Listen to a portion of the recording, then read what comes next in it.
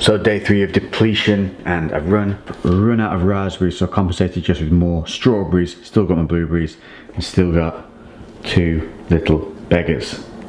I would like a little bit of the blueberry because I do like the squishiness. What about you? Strawberries? No, give me a fucking biscuit. Sit. Good girls.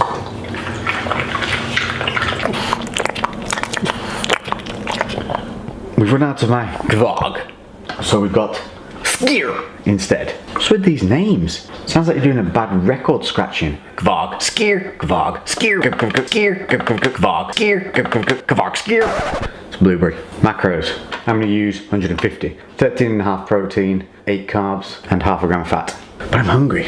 Remember I told you about volumizing? Remember I showed you this? So this is where we're going to talk about volumizing. So this is that compote that I showed you. Now Lainey makes me this, and it's reduced down rhubarb and blackberries, frozen blackberries. Rhubarb per 100 grams carbohydrate is 0.8. That's right, 0.8.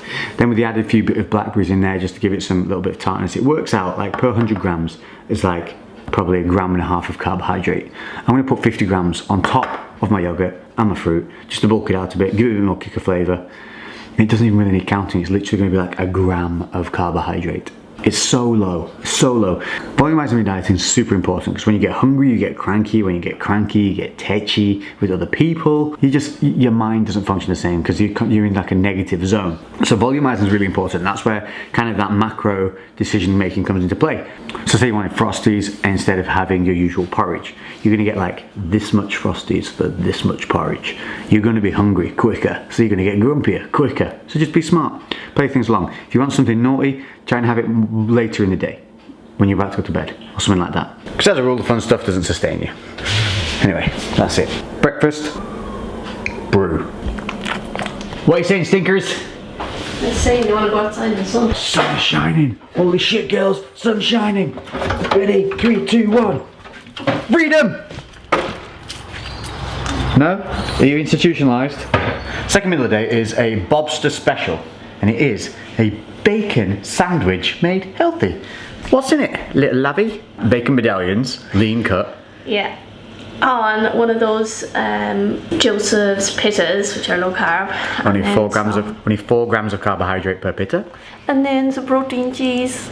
Protein cheese by It's Eat Lean protein cheese. We can get protein cheeses everywhere now, even in supermarkets. You can get the Eat Lean in the supermarket, but you get it cheaper from Muscle Food. Muscle Food link in description, and that'll be meal number 2. Oh, and that Skier yogurt is actually really nice, very, very flavoursome. And a lot of protein yogurts and high protein yogurts are basically just quark with bugger all flavouring in them, or quark, however you say it. Quark. Well, I'm Irish, so I say quark. Yogurt's recommended. And Lainey is literally a day away from a sneaky little show that she's running into, hasn't told anybody about for no apparent reason. I just felt that everyone had supported me in the last one, and I thought that maybe I'd just do this one a bit on the sly because it just takes a little bit of pressure off. Fair enough. Right, well, let's have our... Well, you're having breakfast, having the second meal. Do you want to do the transition? Punch the camera. No, better than that. And there it is, the breakfast from the Bobster. These lean bacon medallions, are these from Muscle Food? Yeah. Underneath we have the protein cheese, which I showed you on the same pitta wrap that I used to make the chicken and cheese kind of wrappy dappy thing. And as always, we've got the oat milk mocha. Half a sachet of the Options hot chocolate, which is like the low fat, low sugar, everything hot chocolate. A nice shot of proper coffee from the coffee corner. And whipped and topped with oat milk. And oat milk is something you can just buy from the supermarket. Unlike the person who messaged me asking how to make oat milk and then got mad when I told them it's from a supermarket, mate.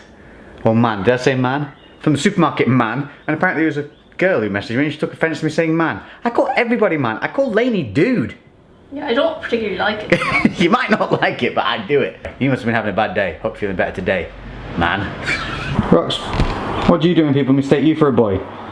Well, first of all, what I like to do is go straight for the nuts. And if like me, you need a little bit of something on your sarnies, there's this new Heinz tomato ketchup, which is now no added salt and no added sugar.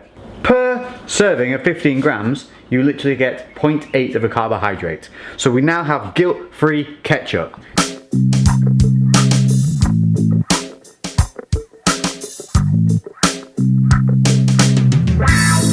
And we actually don't think it tastes any different. So, meal 2 down, enjoying it the non-bro way.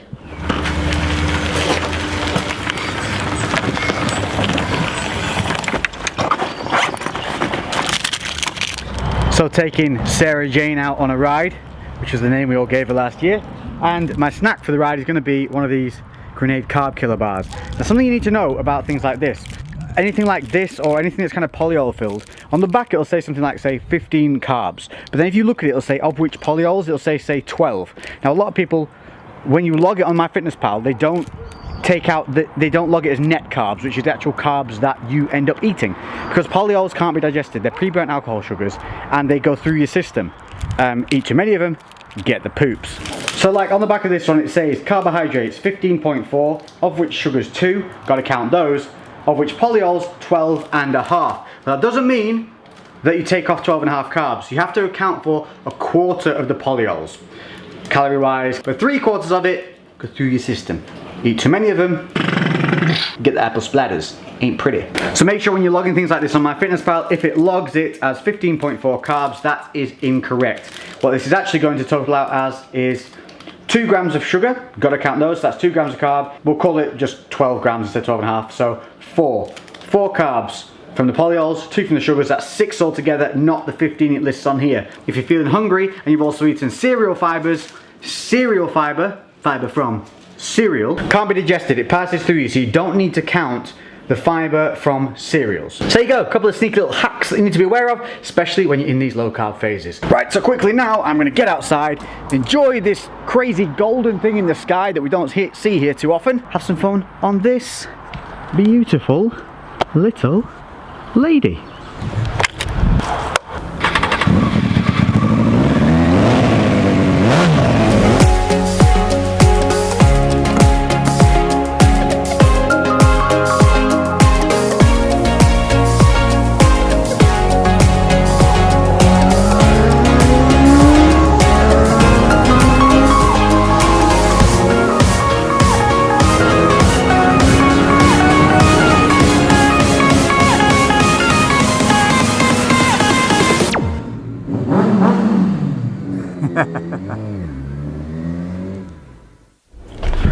So in from the ride and now a pre-workout meal. The Boster is lovingly prepared. Look how tan and brown little bibbly ibbly obster is. This is maybe because you have a show tomorrow, as you told nobody about. Yes, my secret show. What I'm going to go for is, I tend to lump a lot of my carbs and things around my workout, because I want the carbs during the workout, 1 to fuel the pump, 1 to fuel my body, and 2, it's going to give me energy and it gives me that psychological boost of, I've eaten this, now we can work out. So the trick that you should find is easier through the day is to have your fats earlier on and save your carbs for around your workout. Pre, post, get the bulky carbs in then, and for the rest of the day, bulk out your meals with more fats. That tends to be how I do it anyway, but obviously you can tinker and have a play with what you want. But alongside this, we're also having a cheeky little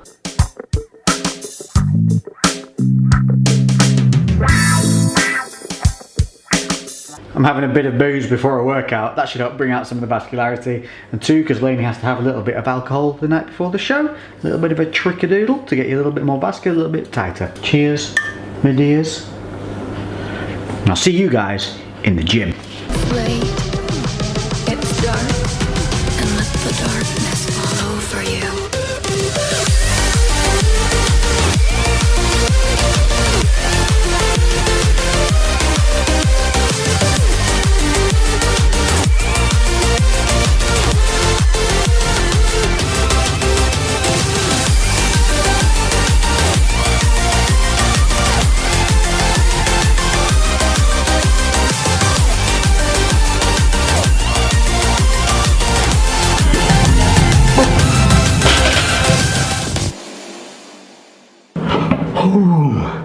So there we go, gym session done. It was nice and warm today, thank you. Yes. From the machine, is it? Yeah.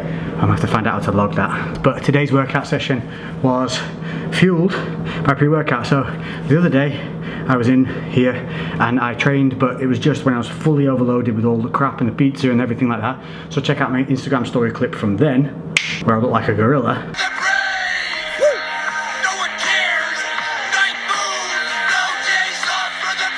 Yep, and back to me. Today we had the PSI by AHP and the RPM by AHP because I felt like I needed the stimulants, plus I wanted to see a bit of the pump, but not too much because it's deadlift day. So remember I said that about pre-workouts, if you're doing the heavy compounds, avoid something that creates like a big arginine pump or anything like that, because if you pump out your lower back or you pump out your quads, your mobility is going to be reduced and that's going to affect your exercises, especially if you've got imbalances and things like that. Think about that, you know, sacrifice a bit of pump for more mobility, it makes sense. Today it was 5x5. I actually did 6 sets, but I don't count one of them because I only did 4 reps, so I'm not counting it. And then accessories, we did lat pull down, bent over rows, 5 sets of each, aiming for that 8 to 12 rep range, squeezing, focusing on contraction, negatives plus positives. And that's it. So now I'm going to figure out how to log a Regio coffee. So I'll see you back at home.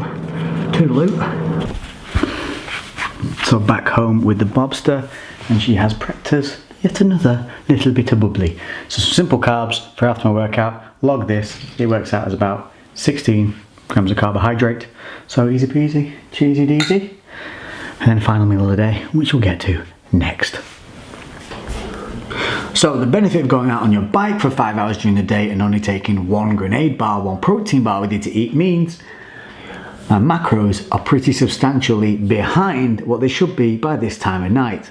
So carbohydrates at 103, fats 22, protein 133. Remember my targets today are 210 protein, 55 fat and 150 carbs. And remember what we discussed before, that 103 is a false 103. Remember that grenade bar logged in at around about 15 carbs when in reality it's only 6. So I actually have 90 carbs in my system, meaning I have 60 grams of carbohydrates left to play with. I did take some snacks with me to the gym to eat, but I didn't feel like I needed it. And this is the thing.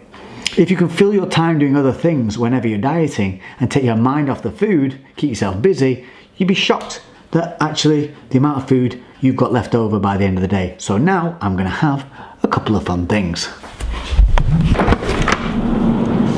Lazy man meal number 1.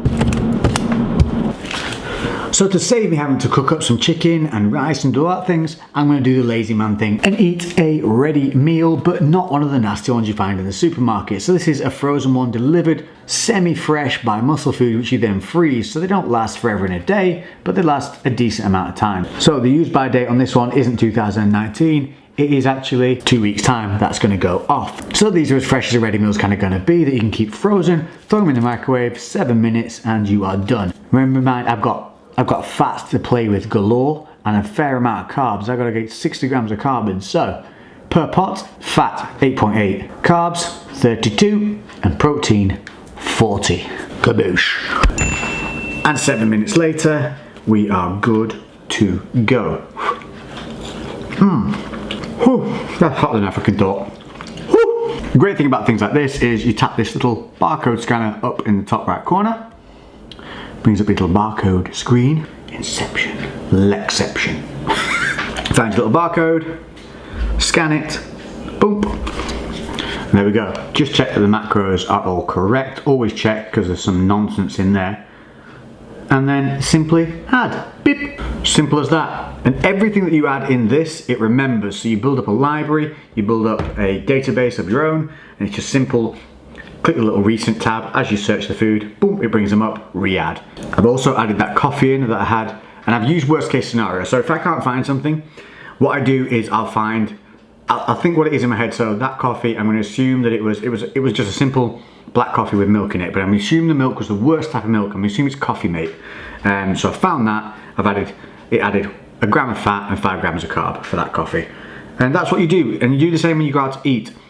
If you do macros for long enough, you'll get really good at guesstimating portion sizes of things. And then all you do is you find the meal that you're eating, you find the worst case scenario of it, and you log that. Because I'd rather undershoot than overshoot, especially in the dieting phase. Those added in, where carbs are at 135, but they're not, because remember we've got to take 10 off for that grenade bar. So we're at 125 carbs, 30 fat, and 176 protein. So a shake with some peanut butter in it is definitely incoming. Plus, I said I would eat something bad every day to show you that it can be done even while doing an extreme depletion.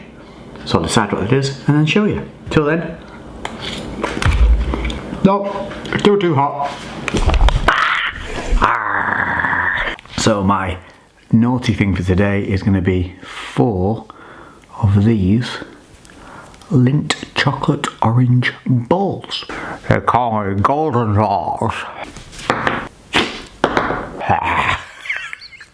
Fucking hell.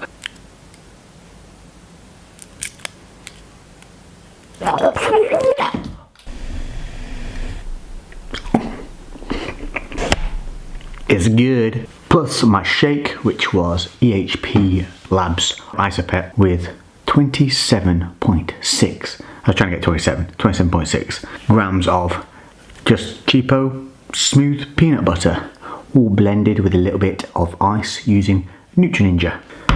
And that's it. My crew. That's a full day of eating for depletion in this 7-day transformation phase. Hope it's given you some little bit of ideas and giving you a little bit of insight into why things aren't as shitty as they may seem when you're dieting. You just gotta be clever with your time, with your activities, and with your food choices. Being in deficit does suck, I'm not gonna lie, like it does kind of get hard when you sit down and you're hungry, but if you're active and you're doing things, it can be a little easier than you may think.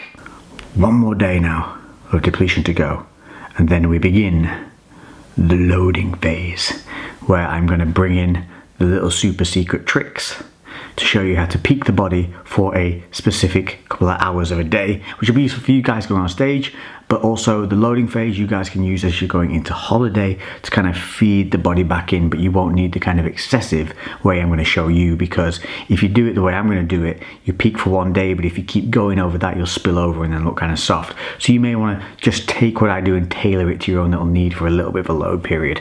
But other than that, I think we're done. Ninja Lex. I've got diet brain. There's something I was supposed to tell you. Oh, that's it. I forgot one thing. Creatine. I'm using EHP Micronized Create 8. Micronized creatine, start adding this in. When you're doing this, it's going to help fill out the muscle. It's going to help keep you feeling a little bit more energetic. It's going to help that recovery. But more importantly, it's going to help fill you out, especially when you go into that loading phase. You do not need to load creatine. That was nonsense industry bollocks to make you buy more tubs. 5 grams a day, doesn't matter when, as long as you're consistent in the time you take it. If you want to be nitpicky, post-workout. But we'll go through supplements in full in the next video, for those of you that are confused. And I'll tell you exactly what you need to get, and only what you need to get to maximize your budget. Now, Ninja Lex out.